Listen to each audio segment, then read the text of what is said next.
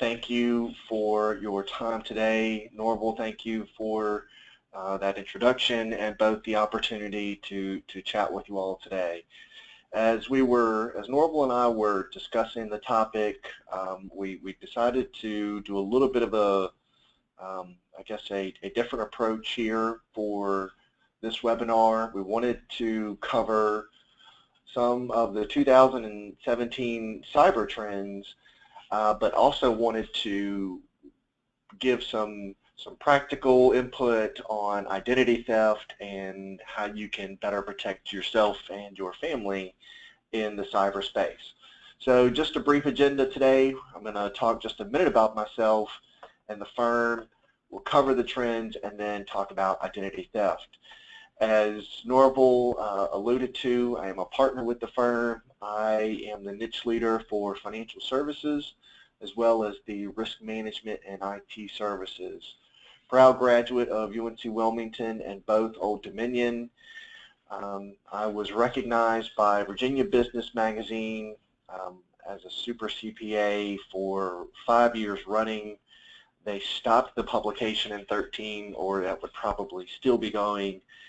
In addition, in 2012, I was recognized by the Virginia Society of CPAs, which is our state organization that all CPAs belong to, as one of the top 5 under 35, and then most recently in 2016, had the honor of being recognized by Inside Business as well as CPA Practice Advisor for the top 40 under 40 designation. CPA Practice Advisor covers the entire country, so that was, of those in that group, I was recognized as one of the top 40 under 40. So I certainly appreciate that recognition by those groups. And a little bit about myself, since you all can't see me, I figured I would show a brief collage of a few things that are obviously very important to me. My family, my beautiful wife on the right of my screen, if you will. And in the middle, you can see my 3 little munchkins. The 2 girls in the red and green are twins, Stella and Maddie, and our baby girl, Lucy, in the blue is only about 18 months behind her sisters. As typical young, wild, and crazy 3rd child, she is our daredevil. I'm a big surfer. I love to surf. And you can see her in the background picture there on her first surf lesson last year, catching a few waves down at the beach. About our firm, I know this group may not be familiar with our firm since we are a Virginia-based firm. PB Mayers is the largest full-service Virginia-based accounting and consulting firm. We're ranked in the top 100 firms in the country by Inside Public Accounting this year. And our group consists of 40 partners and over 240 professionals, and that's across 8 offices in Virginia and now 1 in Baltimore. As Norval alluded to, I head up the IT and information security practice. That includes all things IT and cyber related. We've been doing this work for the better part of 15 years. And this just covers some of the types of work that we do. A number of these items are things that Norval mentioned in the opening bio. So let's get right into this. Let's talk a little bit about the 2017 cyber trends and where experts see the industry headed. We'll talk a little bit just briefly about some of the top concerns and risks. These are all things that companies as well as individuals are concerned about. Obviously, a data breach or data loss, access control, logical access, insecure applications, system vulnerabilities, account hijacking, malicious insiders, advanced persistent threats, insufficient due diligence on third parties and oversight of vendors, as well as denial of service and shared technology issues, i.e. your cloud computing. Some of the common threats: spoofing identity, tampering with data, repudiation, information disclosure, denial of service, privilege access, as well as ransomware. So top 10 trends for 2017. Number one here is really a continuation of a trend that made big headlines in 2016. Ransomware, although it was around before 2016, really hit the spotlight and came alive. You started to really see this affecting a lot of organizations, both personally, professionally, and personally. If you, particularly in the second and third quarter, that spring and summer time frame, you couldn't go a week without hearing about a ransomware attack, and particularly at hospitals and healthcare facilities and universities. Ransomware was a big deal. So that is expected to be a really big trend that continues in 2017, although the attack methods and targets will start to diversify. You'll see some attacks on the cloud and cloud providers, if you will. We will see talk about ransomware as a service model in one of the later slides. That is pretty scary, but certainly something that is very relevant. Evolution of ransomware. So I kind of jumped a little bit, or at least assumed that you were familiar with what ransomware is. For anyone who isn't, ransomware is a type of malware that affects your computer. So a user clicks on a malicious link, file, attachment, whatever the case may be, their computer gets affected. Ransomware will attach itself to databases, tries to encrypt as many databases and as many applications as possible. And what happens is you'll start to notice funny things on your computer, you'll start acting funny, and then all of a sudden you're going to get a message that says your computer has been hijacked. And if you want it back, or if you want your data back, you know, call this number or pay this ransom, and it's usually in Bitcoins. So a couple of things there. Most people don't have a Bitcoin account, and you know, most people really need their data.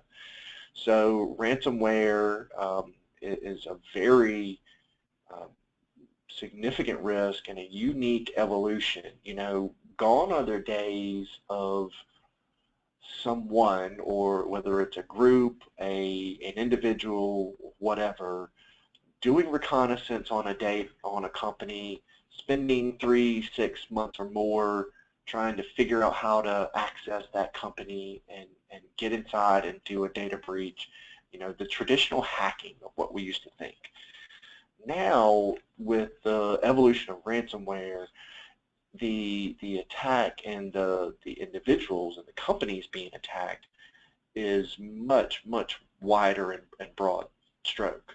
By purchasing a simple database of emails or doing a little bit of research online, you get your list of targets, if you will, and that can be a crafted email, or it can just be a more generic email, but you can hit literally hundreds, if not thousands, of individuals and targets with one swoop versus doing all of that reconnaissance and due diligence and trying to hack into an organization.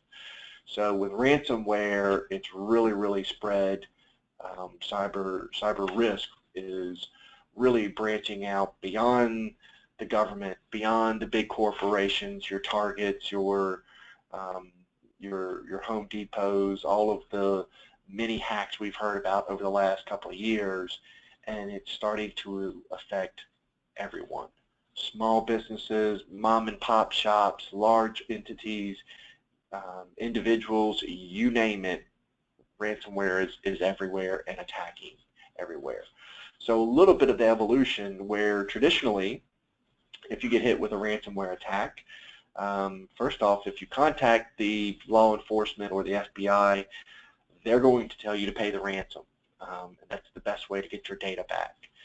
So what is happening is an evolution of ransomware that is starting to change data and or destroy backups So an organization can't just go to the backup tapes from a week ago when we weren't infected.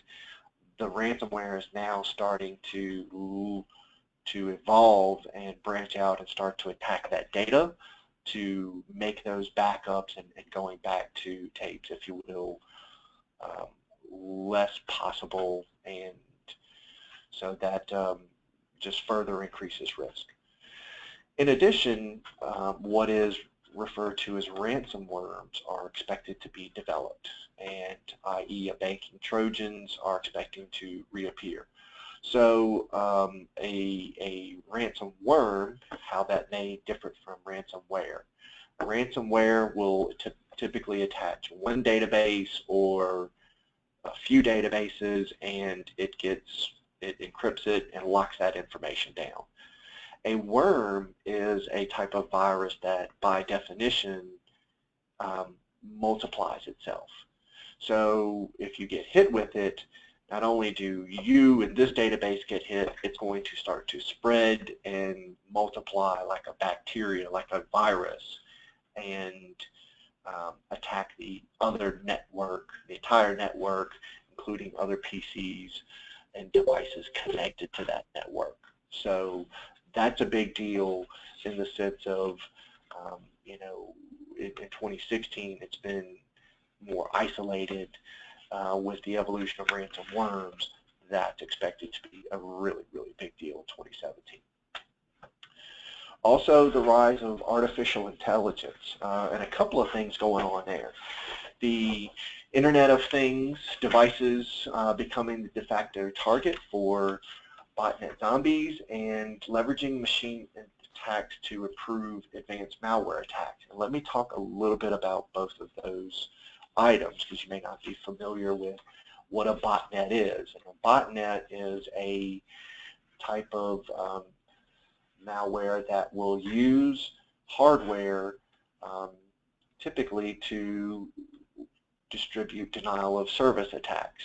The most common, and I would think the most recognized, if you'll recall back in October, there was a botnet attack called Myra that utilized basically webcams on PCs and some routers and other switches to distribute a denial of service attack. So all of those devices start to come alive and they start to ping on a target.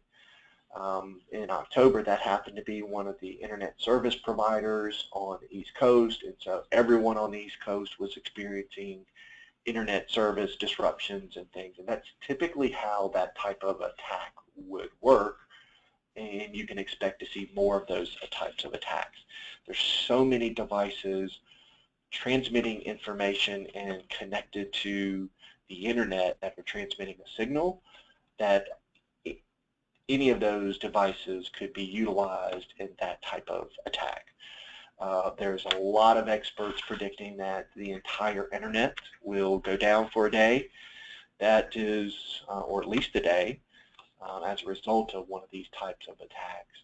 That is, you know, not a huge deal in the grand scheme of things, but as you can imagine, social media has become such a force that an entire disruption of service to Twitter, to Facebook, to all of the Instagram and whatever people are using today to communicate would kind of be a big deal. That's not to mention the interruption to businesses and other individuals.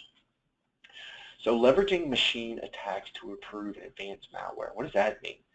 Well, artificial intelligence is now being used to create more and more advanced types of phishing emails and scams. Perfect example. I'm a CPA. We work for a CPA firm. While I traditionally only do IT and security work, you know, we're a CPA firm. We do a lot of tax compliance, tax returns, tax preparation, wealth management, and so forth. And so about once a week this busy season, I was getting an email from a random individual that says, you know, here is my 1040 and other tax documents click on this Google Drive link to download my items. And I knew right away that that was a phishing email, one, because I don't do any tax work, and two, if I did, or if I had tax clients, I wouldn't be the one handling those accounts, and certainly didn't recognize the names. So that was something that each week I was getting a different email about. Right now, what's becoming very popular are, particularly with our industry, receiving emails and these types of phishing attacks where they're geared towards prospecting new business. Came across PB Mayers on the internet. We'd like you to respond to this request for proposal or purchase order, whatever the case may be. And these are all attacks that aren't being crafted by individuals. These are machines that are actually learning and developing attacks and going out and searching the internet for CPA firms and trying to get emails, if you will, from those individual sites, and then blasting emails to all of those CPAs that identifies with that type of targeted phishing scam. You translate that to something in the manufacturing space, and you can just see how what a big deal that can be. That can really, really explode. It increases hackers' potential for finding new targets exponentially because it's a lot less work, and then you have machines who are learning much, much faster. Cybercrime as a service. So when I talked about ransomware as a service a couple of slides ago on our first one, this is exactly what I'm talking about. You know, it used to be that you had to be really tech savvy to hack somebody. Now, not so much. So on the dark web, there are groups that are acting as a service organization. So let's take, you know, Joe down the street who has zero computer experience but wants to make a quick buck.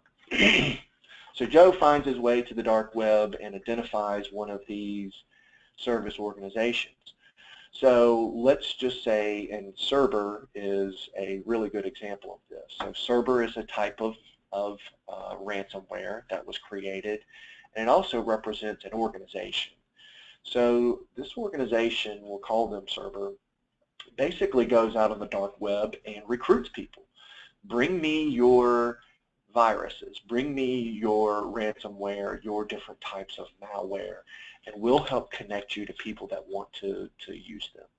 So as a programmer, you contact the organization, you get set up with them, and then Joe, who has zero IT experience, comes, identifies, and gets a hold of the organization, purchases what are called exploit kits.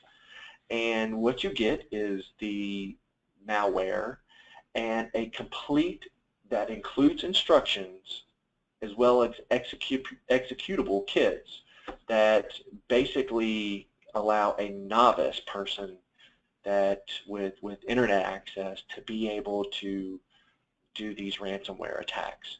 What happens is Joe then releases his malware via these kits and these step-by-step instructions, and any money he collects on the ransomware, he has to pay a cut then back to the service organization, the criminal organization that organized all this, who then in turn gives a cut to the programmers. This is pretty crazy. As I mentioned, it increases the potential hacker base, if you will, exponentially, because now you've got people that can have little or no IT skill who can begin to execute these ransomware attacks. Also, for the criminals involved, it creates a layer of protection. If I am a developer and I develop a malware, if I'm not the one distributing it, that reduces my risk of getting caught. So unless the organization gets busted, then I'm in really good shape. And even if they do get busted, then they've still got to get their way down to me. There may be other, or there's certainly plenty of other developers. You know, you could go undetected, if you will, for a really long time and make yourself a lot of money. So this is a big deal. These operations even have help and support desk. If you're having trouble executing the kits, I kid you not, you can call a helpline and get help with how to deploy your ransomware. It is scary stuff. It's big business. I believe the FBI estimated over $1 billion in ransomware alone last year. That doesn't account for any other type of malware or attack or cyber virus or cyber crime. Ransomware alone, just in 2016, $1 billion business, and you can expect that to go up in 2017. Drone hijacking. I'm not sure if you're familiar with this, but most recently the FAA recently came to some decisions about regulations and guidance over drone usage. Amazon is already starting to use its drone service in very remote kind of areas of the country, testing it out, if you will, beta-wise. But as drones become more prevalent, both commercially and personally, they will become targets, just as we talked about earlier about botnets and using devices that are connected to the internet or that are transmitting a signal to do different types of attacks. The same thing can be done with a drone. You know, unlike a plane that's got a pilot that can kind of take over the steering, drones are completely remote. So if you're able to access and hijack that communication channel, you can use the drone for a variety of bad activities, espionage, terrorism, and so forth. I think by mid-year 2018, Amazon expects to have thousands of drones delivering its goods and its products across the country. And that's just Amazon. Think about your other retailers that are getting into that space and do similar things, your Walmarts, your Targets where you buy online and they ship it to you. All of those larger kind of retailers, you're going to move towards this drone delivery of service. So one, it's going to be very cloudy and crowded in the airspace. You're going to see just these things everywhere. And two, again, that risk for hijacking becomes more and more prominent. So the use, you probably won't see this until the later parts of 2017, but in particular as more commercial organizations take advantage of these new regulations, drone hijacking is absolutely going to be a big deal. Cyber propaganda. I think we can all look back just a couple of months to how the election played out and all of the talk and intrigue around it, and certainly allegations of the Soviet Union intervening and using tools and other methods to influence political and social agendas. Fake news and hacktivism are becoming bigger issues.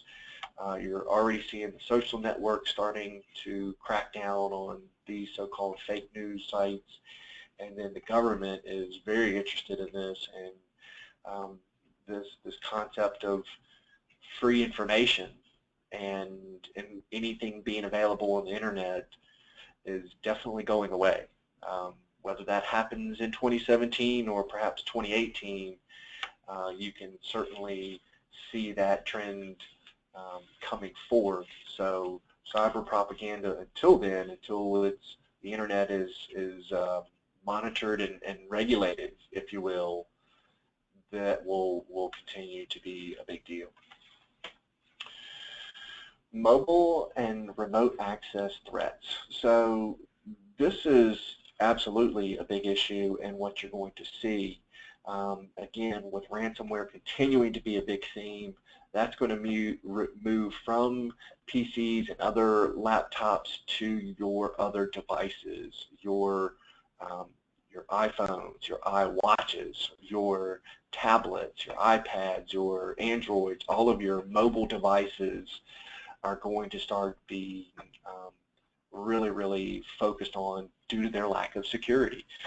I would ask and I would bet that on the call, I'm probably the only or one of very few individuals that has antivirus on their mobile and device, their phone and their tablet at home. That's going to be a big deal. McAfee is obviously a big vendor in this space. They've already, started cataloging just vast amounts of mobile threats and malwares that they're seeing, and that's just in the third quarter of 2016. So that will continue to be a threat. I would absolutely recommend thinking about getting security for that. Norton, McAfee, all of the larger organizations and companies that really play in this space all have apps. They're pretty reasonable. I think for 50 to 60 bucks, you can get anywhere from 5 to 10 devices secured via these mobile antivirus and anti-malware software. So a good recommendation to think about. Cyber warfare. This certainly affects us individually on a much lesser scale, but on a national, on a countrywide as well as international scale, cyber warfare is, it's been happening in the dark, and both sides have been doing it for, or all sides have been doing it for a long time, but going to many security experts think that we're going to see a major attack on the critical infrastructure. Think of the power grid, water treatment supplies, nuclear plants.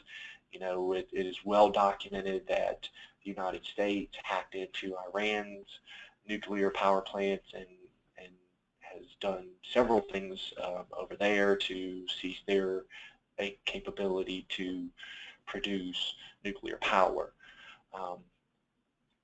Our systems, particularly our infrastructure systems, are very much susceptible to attack.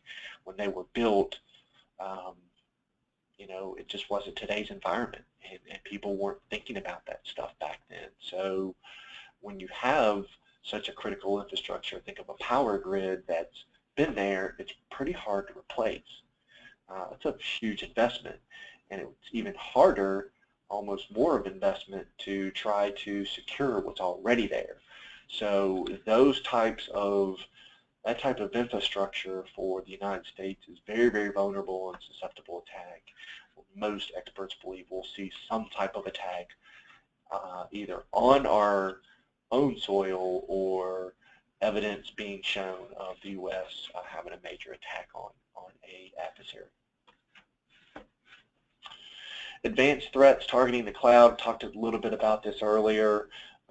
Exploiting infrastructure as a service and cloud attacks. A lot of people think the cloud is very safe, and it may be, depending on your type of cloud environment and what you have, but certainly they are not immune to attacks. So it's my own personal prediction, as well as a number of other experts, that a major cloud provider will have a significant data breach in 2017.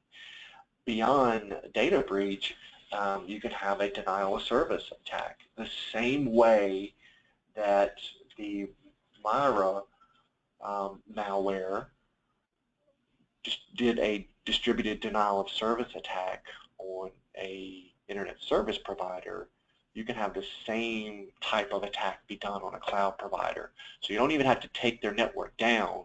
You just jam it with so much information, so much transmission that it can't handle it, so the network kind of shuts itself down. Expect to see at least one, if not both, a denial of service attack or a breach on a major cloud provider in 2017. Increased demand for cyber insurance. This is very important in a growing space, and as more and more cyber attacks happen, companies are kind of crossing and pointing fingers at each other from a liability perspective. Whose fault is it? It is very important to know all of your third-party agreements very carefully so that you understand who's liable, who's at risk, and whether or not you need insurance.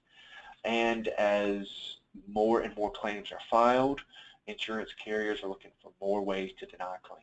So there's a greater expectation that organizations will have better controls and are doing something in this space. If you're not doing vulnerability scanning, if you're not doing risk assessments or having IT audits, and you have cyber insurance and get an attack, that's one of those exclusions or exemptions that they can look at and deny your claim based off the fact of you didn't do what was expected of you. You didn't have the minimum level of controls in place. You can't be a bank or a credit union, have zero security controls and leave the vault wide open and then be surprised when someone comes and rob your bank, right? You file that claim with insurance, they're going to deny you. They're going to say, well, you should have closed the vault and maybe should have had a security system in place. Same thing goes for your company. If you don't have a firewall, if you don't have intrusion protection or detection services, if you aren't doing some of those basic, what we refer to as IT hygiene, then the insurance company is going to be looking to deny those claims. And then last but not least, the continued use of email security threats.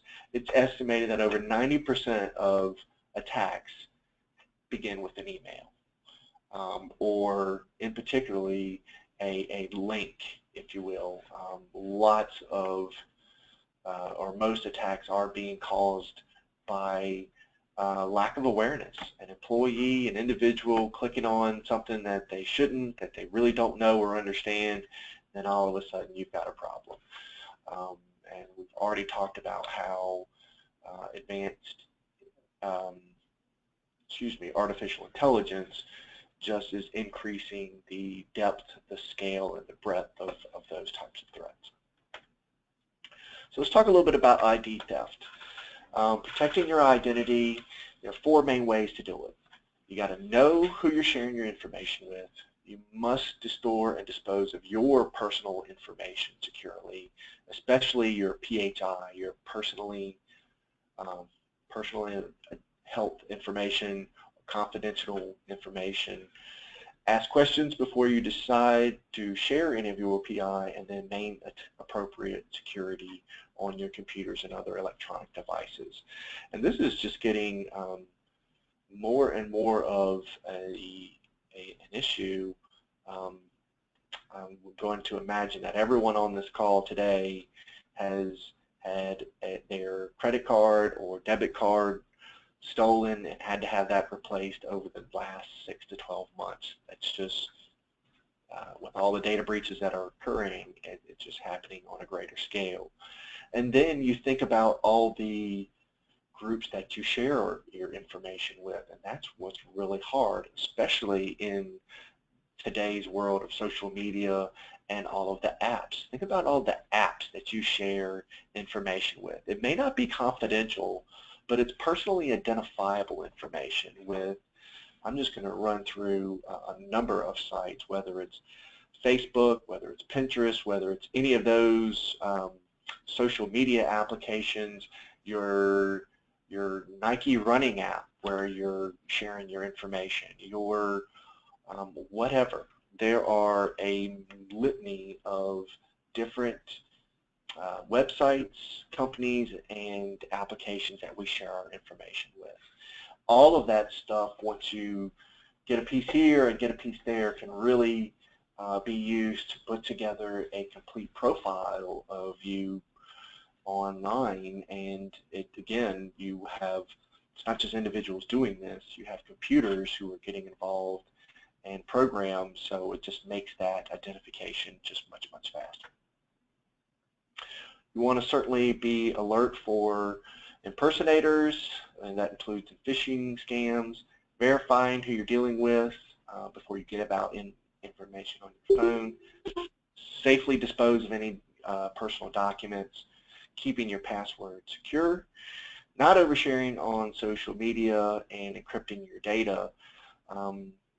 There is encryption software that can scramble your information you send over the internet, and anytime you're sharing your personal information, there's kind of a lock icon on the status bar if you're transmitting that something is safe.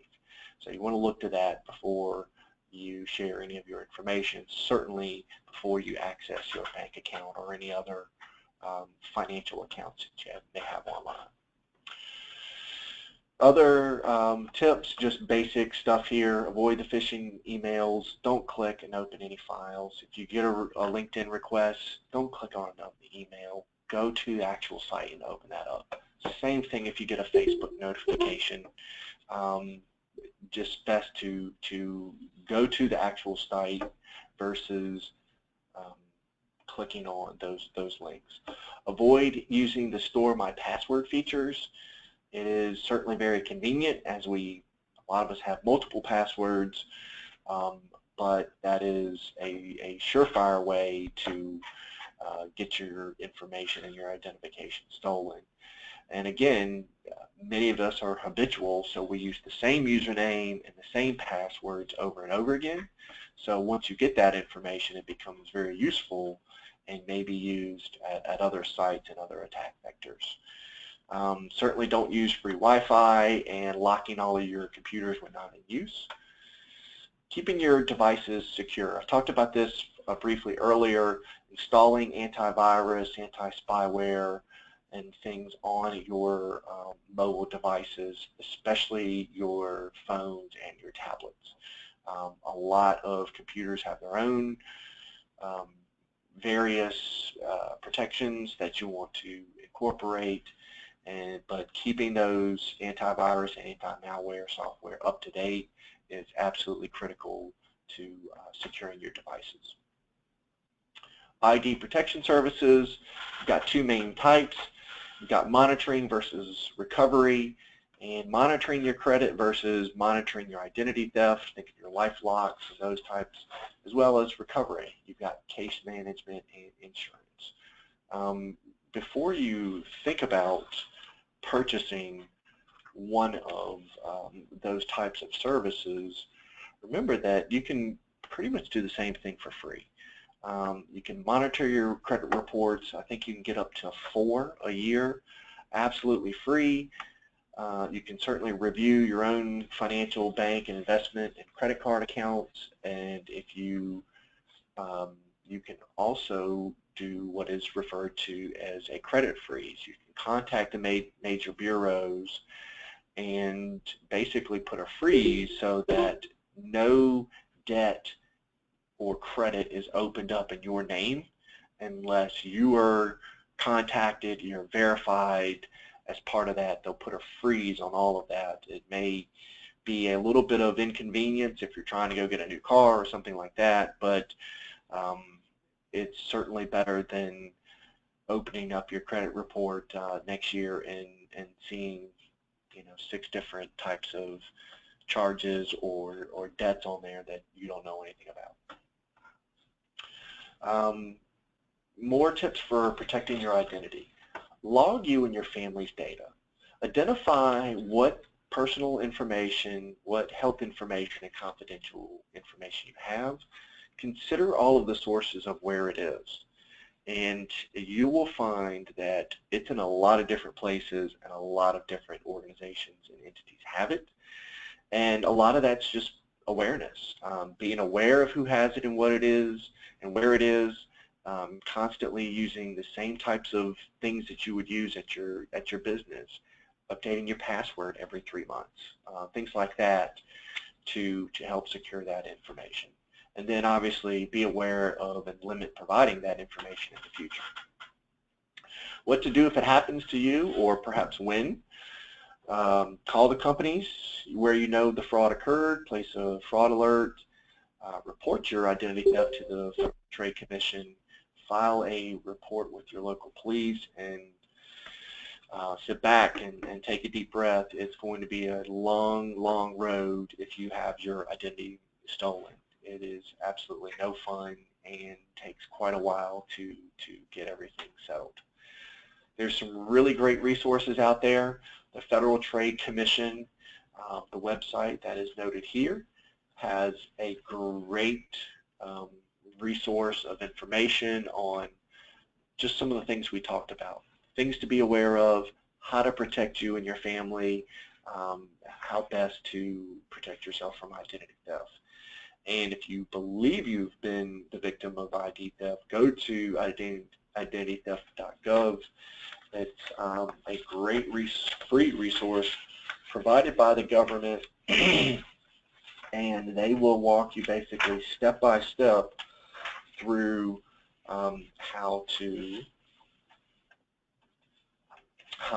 address that.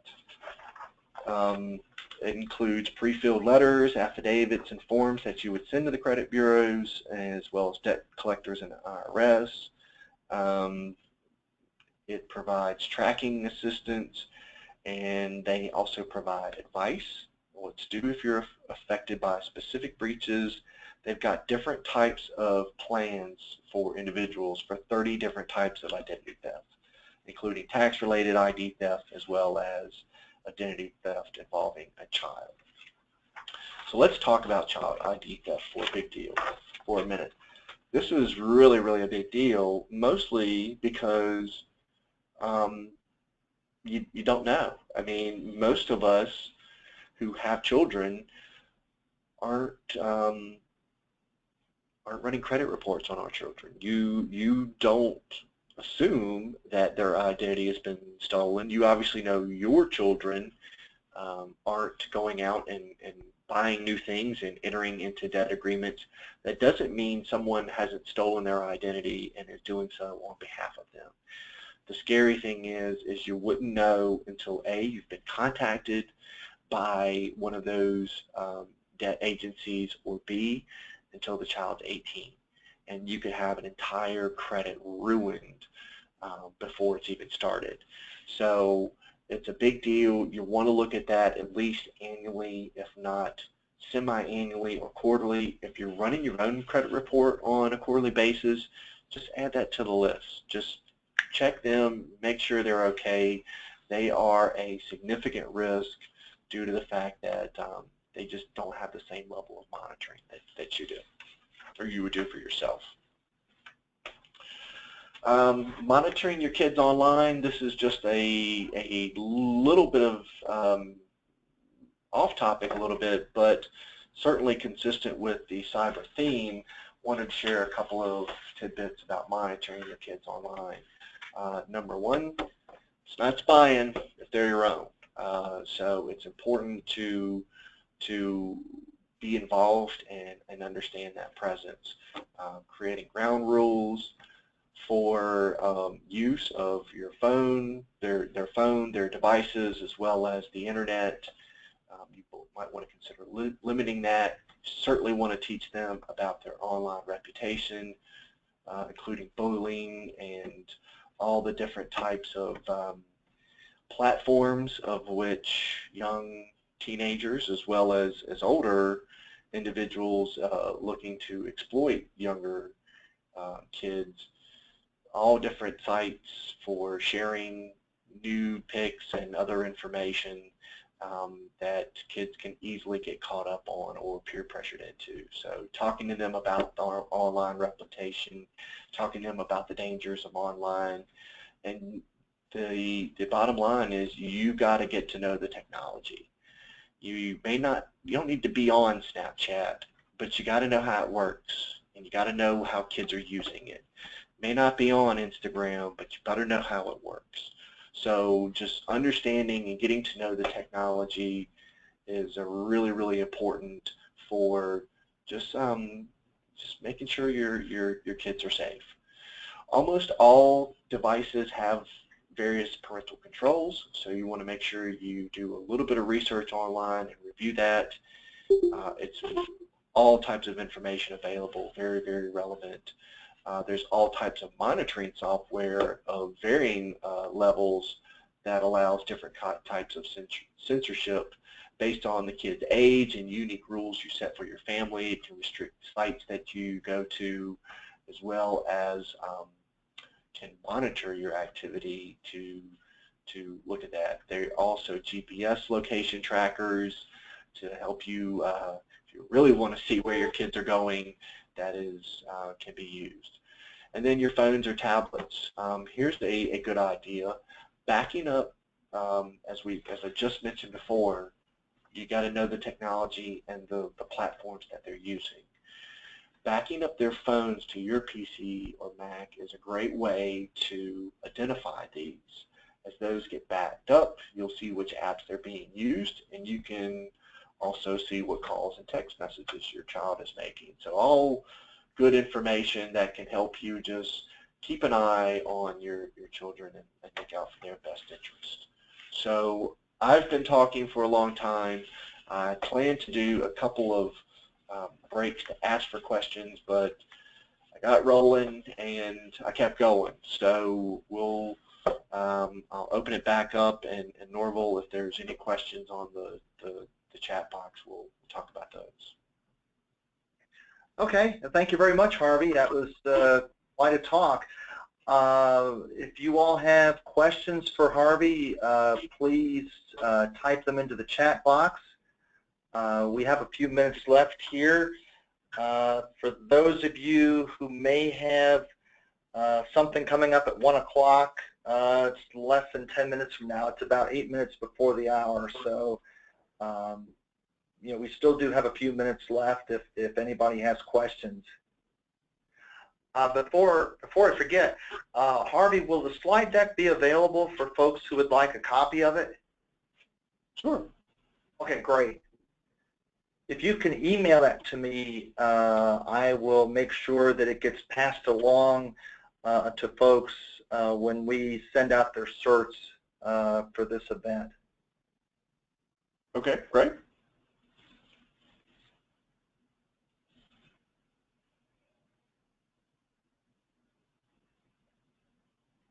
Monitoring the chat box, not really seeing anything come up.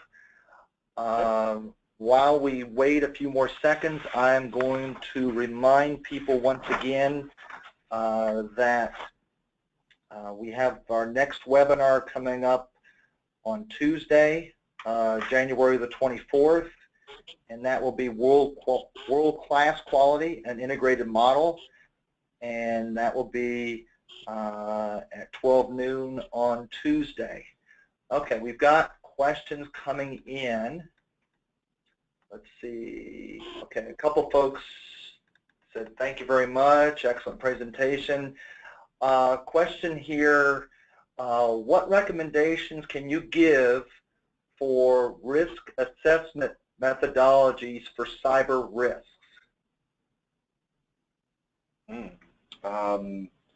Well, that's an interesting question, and I'm going to assume that you're talking about a business.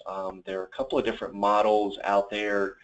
The FFIEC actually is an organization that oversees financial institutions, and they've come out recently with a cyber inherent risk assessment and a cyber maturity model.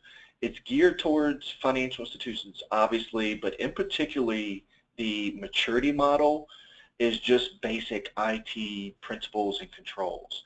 And it really would give you a really good sense as to what are we doing at the organization versus what we could be doing, and can be used as a tool to help do some strategic planning and looking at where you may want to go. We've taken that guidance and developed that and kind of taken the same approach, but modified that for businesses to use so that it's not so industry specific. That's a pretty good resource that if you're interested in, we would be glad to talk to you about. There's a lot of great other resources. I like to use the NIST standards myself for assessing risk. It's built towards larger entities and many times entities that contain or deal with the government or have highly classified and sensitive information. So some of it can be very overwhelming, but if you are familiar with it, you know how to use it, there's really a lot of good information out there in the NIST space that could be used to do varying degrees and types of risk assessment. SANS is another organization that's got a pretty good popular model, even though you have to pay for most of their stuff.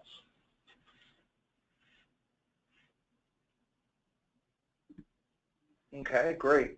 Let's see, are there any other questions coming up? Not seeing anything else. If we don't have anything else, we're going to go ahead and close out this webinar for today. I'd like to thank everybody for tuning in, and we look forward to seeing you all if you're available next Tuesday for our next webinar. Until then, thanks very much and have a good rest of the day.